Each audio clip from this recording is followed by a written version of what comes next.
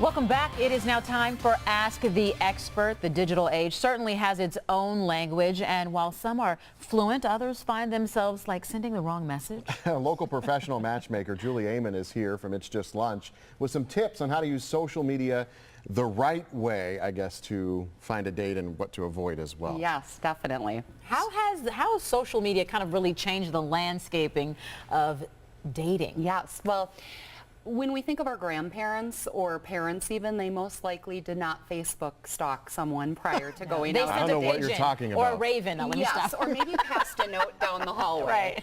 So technology and social media have just changed the way we communicate so much, and it's also changed the way we date. And so you have to know how to navigate it because it has the potential to make or break a relationship. Okay, so if you're using it, what are some of the pitfalls, I guess, to doing dating online? There are three main pitfalls, and the first is false first impressions. So the key to that is don't base an impression on someone just on their LinkedIn or their Facebook or Instagram account. It gives you a great snapshot, but it is not going to be the true person that they are. And it's very curated. You know, it's like what they want to show you.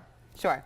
Or what other people are showcasing on that account. And so real relationships are built on this, on a one-on-one connection, looking someone in the eye and having a real conversation. Okay, what's the second pitfall? The second one I would say is just fueling insecurities. And so explain that. if you have an insecurity in your relationship or maybe a lack of confidence within yourself, social media is most likely going to fuel that insecurity. You can drive yourself crazy trying to figure out why they didn't change their status when you changed yours, or is that an ex that they're talking to?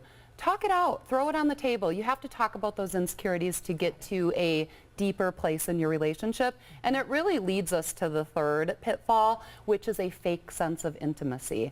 And that is... Oh, we were talking about that in the bathroom. We were talking about that. And I will tell you, even at It's Just Lunch, I had said I'll talk with clients who will talk about a relationship that they had.